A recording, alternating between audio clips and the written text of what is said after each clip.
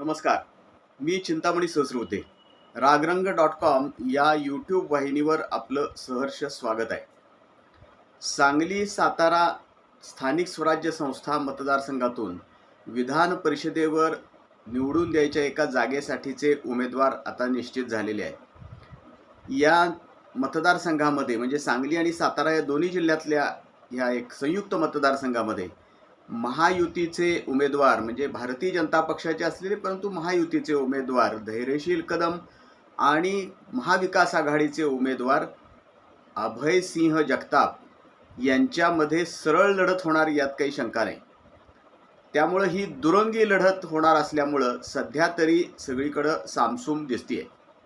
खरं म्हणजे जेव्हा अशी सामसूम एखाद्या निवडणुकीत दिसते त्यावेळेला मोठ्या प्रमाणावरती सत्तारूढ पक्षाला ती धोकादायक असते असा आत्तापर्यंतचा अनुभव आहे. मी स्वतः अनेक 1985 पासूनच्या अनेक निवडणुका पाहिल्या आहेत. अगदी 1985 पासून स्थानिक स्वराज्य संस्था आहे हाच मतदारसंघ या निवडणुकासुद्धा मी पाहिलेल्या आहे. या मतदारसंघातून स्वतः लोकनेते वसंतराव दादा पाटील यांनी सुद्धा निवडणूक लढवली होती. मदन भाऊ पाटील यांनी निवडणूक लढवली होती. ज्येष्ठ नेते नानासाहेब महाडिक यांनी सुद्धा निवडणूक लढवली होती. माजी आमदार विलासराव शिंदे यांनी सुद्धा निवडणूक लढवली होती. परंतु ती निवडणूक इतकी शांतपणे कधी झालेली नव्हती. सुरुवातीपासून त्या निवडणुकीमध्ये काहीतरी गडबड असायची आणि त्यामुळं जो सत्तारूढ पक्ष असायचा तो नेहमी सावध असायचा. परंतु आज एकूण जर वातावरण पाहिलं तर मला असं दिसतंय की या मतदारसंघामध्ये सगळी शांतता आहे आणि भारतीय जनता पक्षाला जो सगळ्यात ह्या मतदारसंघामध्ये म्हणजे दोन्ही जिल्ह्यामध्ये सगळ्यात जास्त ज्याच्याकडे मतदार आहेत 300च्या वरती मतदार भारतीय जनता पक्षाकडे आहेत. त्यानंतर क्रम लागतो तो अजितदादांच्या राष्ट्रवादी काँग्रेसचा लागतो आणि त्यानंतर शिवसेना शिंदेंची शिवसेनेचा क्रम लागतो. त्या विशेषतः भारतीय जनता पक्षाच्या नेत्यांना असं वाटतंय की ही निवडणूक आपल्याला खूप सोपी आहे. एकूण सगळं जर महायुतीचं गणित बघितलं तर 300च्या वरती आपल्याकडं एकूण बघितलं तर आपल्याकडे खूप मोठे मतदार आहेत आणि 800 एकूण 800च्या वरती मतदार आहेत. त्यापैकी जवळजवळ 600 मतदार हे महायुतीकडे आहेत आणि 193 194च्या दरम्यान मतदार हे महाविकास आघाडीकडे आहेत. त्याशिवाय बरं 45 ते 46 सदस्य असे आहेत की जे स्थानिक आघाड्यामध्ये विखुरलेले आहेत. परंतु एकूण सगळी परिस्थिती पाहिली जेव्हा असं असतं की जेव्हा एखादा बलवान पक्ष खूप गाफील राहतो त्यावेळेला तिथं मोठा धोका व्हायची शक्यता आहे. या मतदारसंघामध्ये महायुतीचे जे मंत्री आहेत त्याच्यामध्ये भारतीय जनता पक्षाचे ज्येष्ठ नेते आणि सांगली जिल्ह्याचे पालकमंत्री चंद्रकांतदादा पाटील, त्यानंतर जयकुमार गोरे आहेत ग्रामीण विकास मंत्री, तेही भारतीय जनता पक्षाचे आहेत. शिवेंद्रराजे भोसले हेही भारतीय जनता पक्षाचे नेते आणि मंत्री आहेत. याशिवाय शंभूराजे देसाई, मकरंद पाटील हे दोन्ही महायुतीतल्या मित्रपक्षांचे नेते आहेत. या सगळ्यांची कसोटी या निवडणुकीमध्ये लागणार आहे. विशेषतः प्रामुख्यानं सांगली जिल्ह्यामध्ये इकडं चंद्रकांतदादा पाटील आणि तिकडं जयकुमार गोरे ह्या दोन मंत्र्यांची विशेषतः कसोटी लागणार आहे. कारण जयकुमार गोरे यांनी ही उमेदवारी धैर्यशील कदम यांची निश्चित करण्यामध्ये पुढाकार घेतला असं मानलं जातं. इकडं चंद्रकांतदादा पाटील यांची पण कसोटी आहे संपूर्ण ही निवडणूक पार पाडण्यासाठी. कारण आमदार जयंत पाटील राष्ट्रवादी काँग्रेसच्या शरद पवार गटाचे नेते आमदार जयंत पाटील हे अशा पद्धतीच्या मुरब्बी राजकारणामध्ये अतिशय माहीर आहेत. त्यामुळं तेही काही स्वस्थ बसलेत किंवा बसतील असं समजायचं कारण नाही. त्यांनी सांगली जिल्हा परिषदेमध्ये भारतीय जनता पक्षाला मात दिलेली आहे आणि आपली महाविकास आघाडीची सत्ता तिथं स्थापन केली आहे.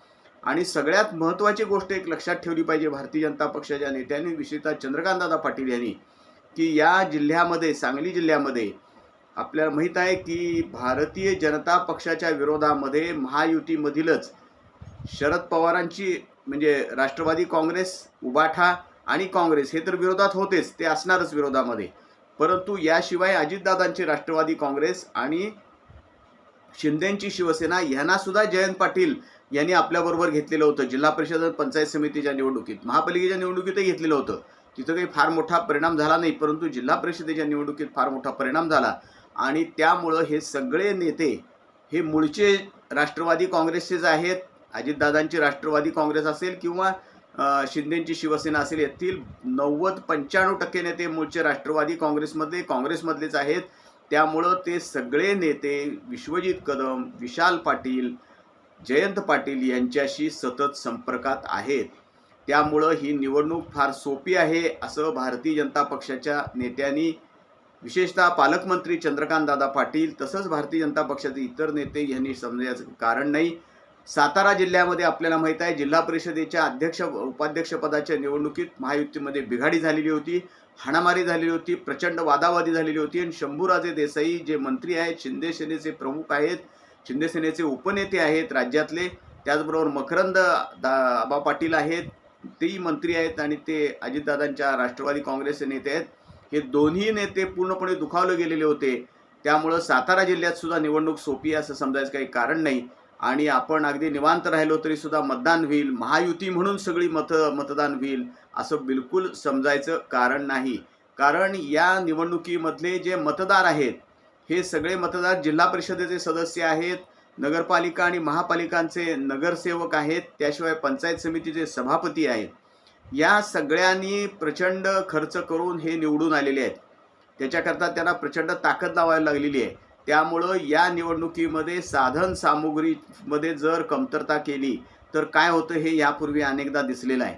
जर आपल्याकडं संख्याबळ कागदावरती प्रचंड आहे त्यामुळं आपल्याला काही काळजी करायचं कारण नाही असं जेव्हा मानलं जातं तेव्हा बरोबर ज्याला आपण आतली छडी टांग म्हणतात तशी उमेदवाराला दिली जाते आणि बघता बघता अत्यंत खात्रीशीर विजयाची खात्री असलेला उमेदवार सुद्धा पराभूत होतो असा आजचापर्यंतचा इतिहास आहे. एकूण जर सगळ्या नगरसेवकांची, जिल्हा परिषद सदस्यांची आणि पंचायत समितीच्या सभापतींची सगळ्यांची अपेक्षा आहे की नेत्यांनी आपल्याला सांभाळून घेतलं पाहिजे. निवडणुकीचा जो सगळी दगदग झालेली आहे, सगळे झालेलं आहे, त्याचा काही श्रमपरिहार झाला पाहिजे अशी त्यांची अपेक्षा असणं यात काही चूक नाही. श्रमपरिहार म्हणजे वैचारिकदृष्ट्या श्रमपरिहार की त्यांना बोलवून त्यांच्याशी चर्चा करून त्यांना काही आश्वासनं देऊन किंवा पुढच्या काही तरतुदी करून अशा पद्धतीनं त्यांना काम करावं लागेल. याशिवाय जे स्थानिक गट आहेत, स्थानिक पॅनल्स आहेत, त्यांच्याबरोबर सुद्धा चर्चा करावी लागेल. अन्यथा महायुतीच्या दृष्टीनं ही निवडणूक कठीण होऊ शकेल. साधारणपणे महाविकास आघाडीकडे आत्ता आपण पाहिलं तर 194-195च्या आसपास सदस्य आहेत. परंतु जर अजितदादांची राष्ट्रवादी काँग्रेस, त्यानंतर शिंदेची शिवसेना या आणि जे काही स्थानिक आघाड्या आहेत हे जर वळले तिकडं, त्यातले काही मोठ्या प्रमाणावर घटक वळले तर भारतीय जनता पक्षाच्या दृष्टीनं ते अडचणीचं ठरू शकेल. भारतीय जनता पक्षातले सगळे सदस्य सुद्धा सांभाळून ठेवण्याची गरज आहे. त्यासाठी पालकमंत्री चंद्रकांतदादा पाटील यांची फार मोठी कसोटी आहे.